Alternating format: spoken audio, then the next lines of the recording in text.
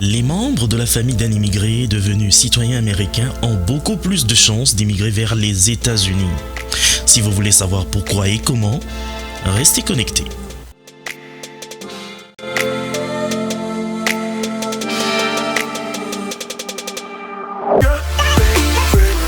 Bonjour à tous. En tant que citoyen américain, vous pouvez aider un proche ou des proches à obtenir la carte verte, la carte de résident permanent.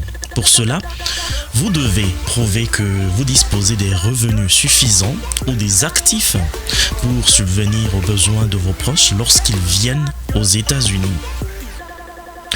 Tout commence par le dépôt du formulaire I-130 pour établir le lien familial qui existe entre vous et votre proche.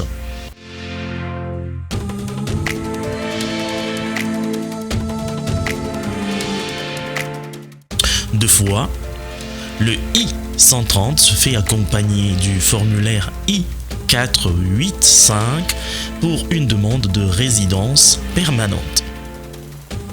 Question éligibilité. Un citoyen américain peut déposer une requête pour les proches suivants. Mari ou femme, si vous êtes marié. Enfants mariés ou célibataires. Ce sont les enfants qui peuvent être mariés ou célibataires.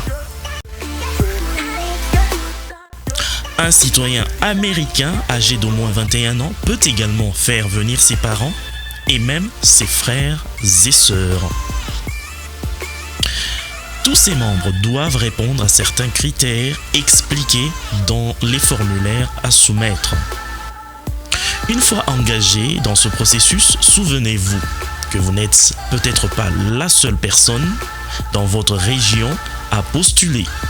D'où c'est toujours préférable de déposer le dossier le plus tôt possible. Information très importante.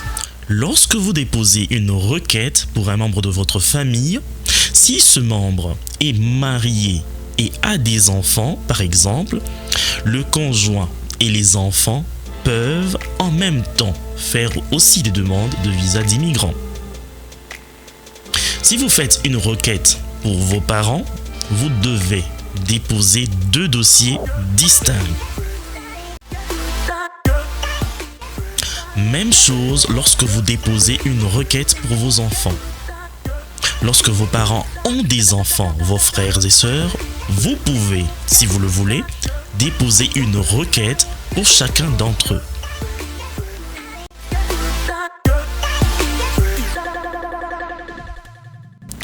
Généralement, les visas pour parents sont plus rapidement disponibles que les visas pour frères et sœurs. Si vous épousez quelqu'un qui a un enfant, votre beau-fils, s'il n'était pas marié, donc le beau-fils, et a moins de 18 ans au moment de votre mariage, vous devez déposer deux requêtes. Une pour le conjoint et l'autre pour l'enfant. Logique, n'est-ce pas?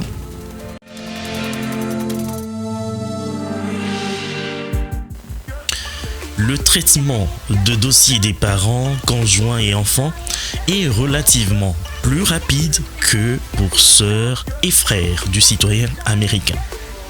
Cela est dû à une forte demande, mais aussi à des limites légales du nombre de personnes pouvant immigrer par année aux États-Unis. Donc, ça peut prendre plusieurs années pour qu'un frère ou une sœur vous rejoigne aux États-Unis.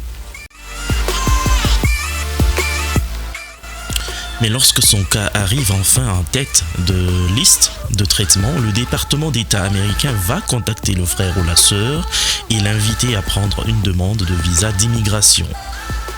Lorsque vous êtes admis comme résident permanent aux États-Unis, vous devez payer en ligne des frais d'immigration. C'est toujours préférable de les payer lors du retrait du paquet de visa à l'ambassade ou au consulat. Si vous ne payez pas avant de voyager, vous devez le faire une fois sur place, avant de recevoir votre carte verte.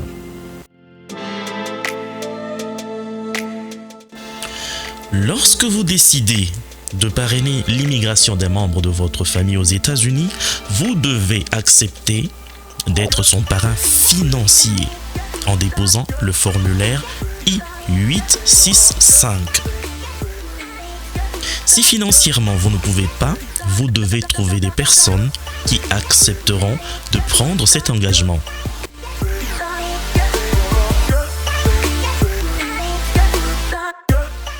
Nous allons aborder la question dans une de nos prochaines vidéos. Lorsque vous demandez l'immigration d'un membre de famille, les différentes communications sur l'avancement des dossiers se font entre vous, le membre de la famille en question et les autorités compétentes. Le temps de traitement des dossiers dépend de plusieurs facteurs, mais des estimations sont disponibles sur le site internet du gouvernement. C'est aussi là que vous pouvez suivre l'avancement du dossier. Une autre question importante, c'est: vous avez déposé une requête pour l'immigration des membres de votre famille alors que vous n'étiez que résident permanent. Mais par la suite, vous êtes devenu citoyen américain. Que faire? Si vous devenez citoyen américain alors que votre proche attend un visa, vous pouvez surclasser la classification du visa du membre de votre famille et ainsi avancer le traitement de cette requête en avisant l'organe approprié de votre naturalisation. Cependant, nous vous encourageons à consulter les sources officielles pour plus d'informations. N'oubliez pas, vous pouvez toujours faire quelque chose pour votre famille. Vous êtes en exil ou vous êtes réfugié aux États-Unis, il y a des choses que vous pouvez faire pour votre famille. Vous allez me demander quoi par exemple? Nous reviendrons bientôt avec des réponses pour vous dans ce sens.